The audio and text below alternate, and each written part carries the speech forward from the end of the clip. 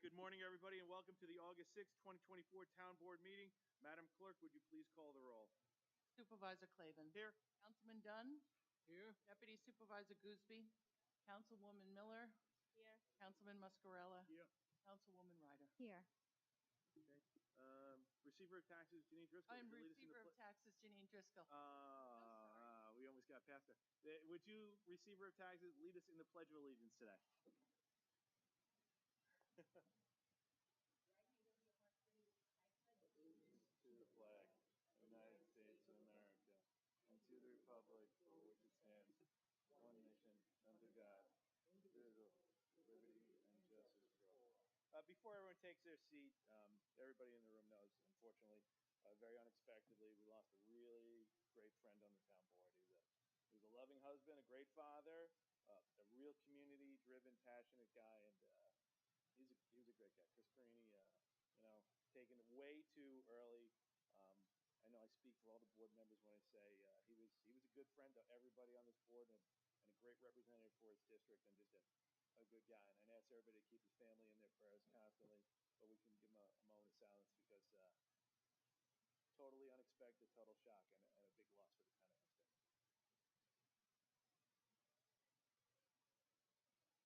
Thank you, everybody. Madam Clerk, please call the first public hearing.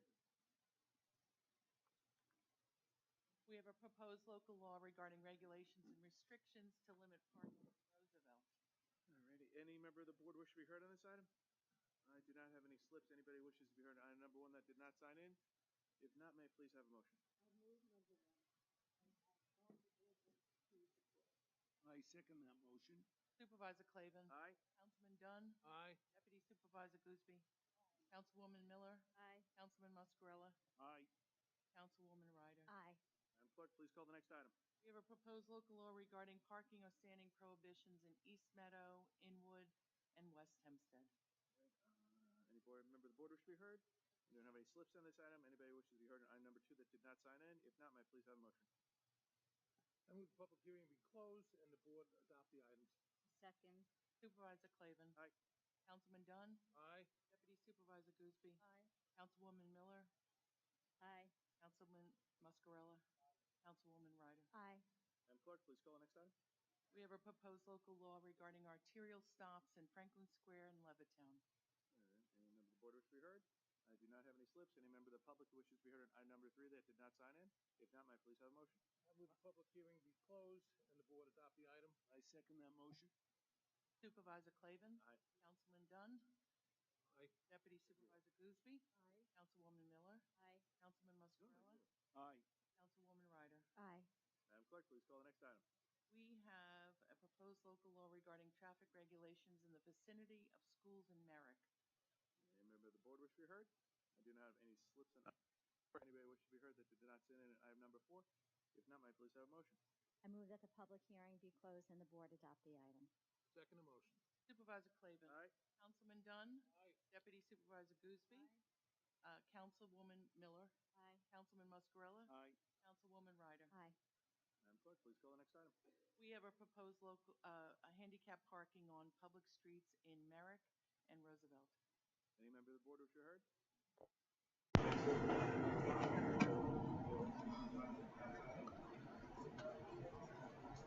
Five, and ask all board members to please accept it. Second the motion. Supervisor Clavin. Aye.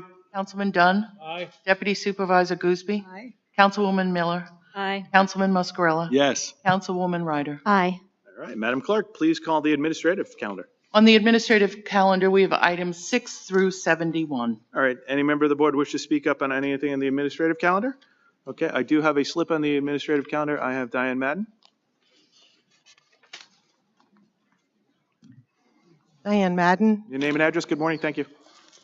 Hempstead. And first, let me express my condolences also about Chris Carini. Thank you. I watched him kind of mature and grow up a little bit, even paying a lot more attention to issues. And I'm very sorry for his family. That's where you can't be replaced. It's a reminder. Item 27, I'd like to know if someone could explain to me about this resolution. Good. Commissioner, if you identify yourself, that would be great. Gerald Marino, Commissioner, Department of General Services. This is a photographer that would be a vendor. This is someone that if we run short of photographers, we'd bring somebody in to do shots. We're asking the town board to approve him, and he would only be done as needed. Okay, can you please tell me if this is a volunteer at the animal shelter? I don't believe not to my knowledge, he's an animal shelter. That's not how it came to me. So this is the purpose for the town-wide photography, not just specific to the animal shelter? No, through the years, we've had many. When we didn't have many full-time photographers, when I first started, there was about 6 or 7 on-call vendors, so to speak. And right now, he would be the second one, excuse me. Okay, because if that were the case, the truth is that this task falls within the job task of the rescue coordinator. But again, I'll take you at your word, Mr. Marino, that this is not related to the animal shelter, because it would be just more wrongful spending if that was the case, because it was a job that was assigned to someone that was there full-time. And quite honestly, to further this issue, I recently foiled the names of the volunteer coordinator and the rescue coordinator. They were the same names. So I realize you're not responsible for that. These were issues I brought up to the supervisor, how vitally important it was to put full-timers in charge of these departments so that they can do tasks like this and do them well. Thank you. Okay. I don't have any other slips on the administrative calendar. Does anybody else wish to be heard on the administrative calendar that did not sign in? Okay, then can I please have a motion on the administrative calendar? I move that accepted administrative calendar. Second. Supervisor Clavin. Aye. Councilman Dunn. Aye. Deputy Supervisor Gooseby. Aye. Councilwoman Miller. Aye. Councilman Muscarella. Aye. Councilwoman Ryder. Aye.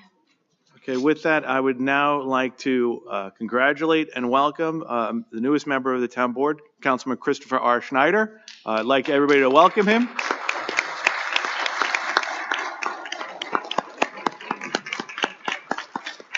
And Madam Clerk, for purposes of swearing in, we will now have a swearing in ceremony. And Christopher, I don't know who you've chosen to have you swear in. I'm not too sure. They might need glasses for reading. We're not too sure who this individual is.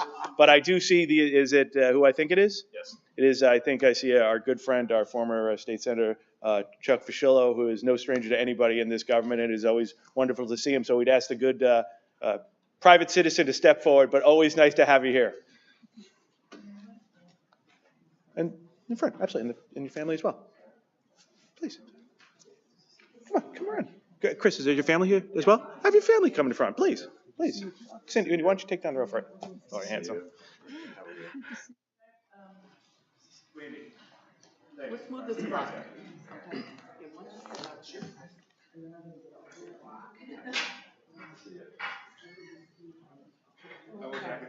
How are you? Nice to see you. Nice to meet you.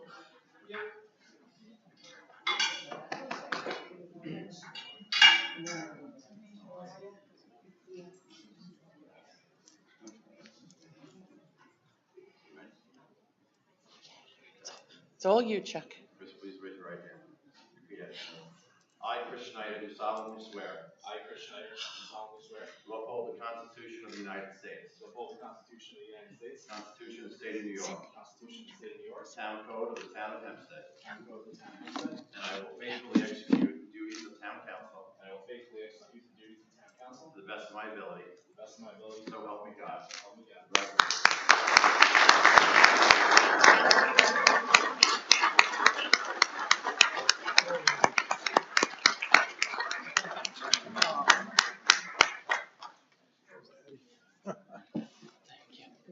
Congratulations. You're still doing it, Ready?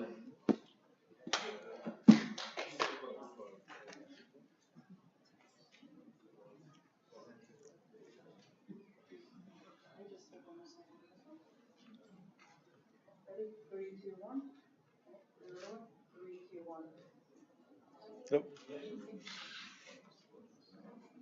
Yeah.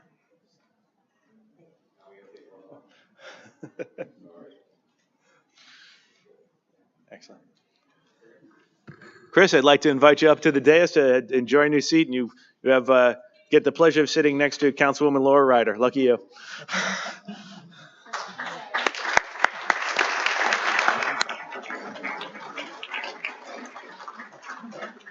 I now make a motion to adjourn the board meeting. I So move that we adjourn. Second. Supervisor Clavin. Aye. Councilman Dunn. Aye. Deputy Supervisor Gooseby. Aye. Councilwoman Miller. Aye. Councilman Muscarella. Aye. Councilwoman Ryder. Aye. And for the first time, Councilman Schneider. Aye. Aye. Good vote. Now the formal town board program is over. The town board will remain to listen to the comments of residents. I have a few people that signed in. We could start off with Diane Madden. Congratulations, Councilman Schneider. How do you feel about animals? Okay. Well, that's a good sign. I'd like to talk about, unfortunately, the injury that took place at the Town of Hempstead Animal Shelter, which was preventable, by the way. Certainly hope she heals soon. Came as no surprise to me. As you know, Supervisor Clavin, one of the first things that I urged you to do was to hire a full-time, highly accredited trainer. That didn't happen. In fact, your liaison opposed me every step of the way. He insisted on hiring 3 part-time trainers, one of which, according to FOIL documents, although holds himself out as the shelter trainer, has no accreditations whatsoever for animal training. This incident was just another predictable situation that happened because the shelter lacks the highly trained experts to further train the staff.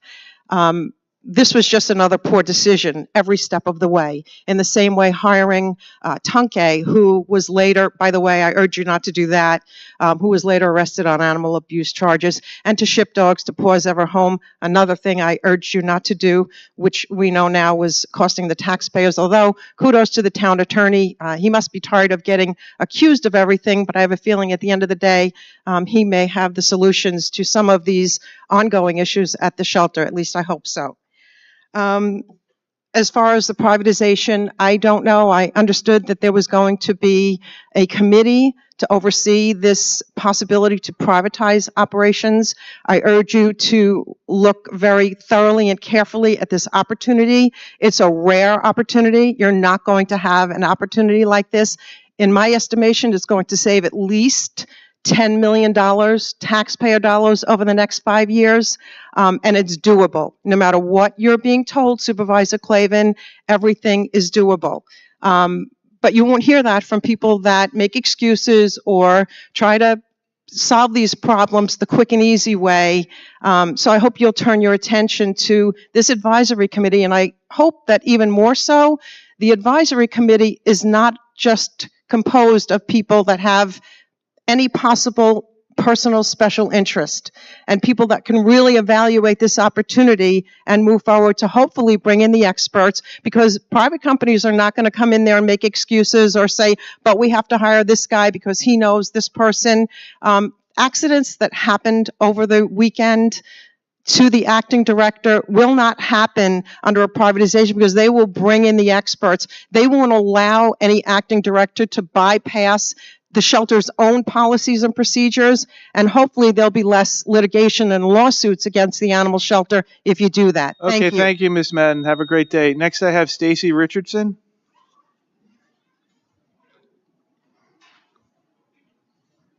Hi, Ms. Richardson, if you come back to the mic with the podium back there. And good morning, and when you get there, so give you your name and address. That'd be awesome.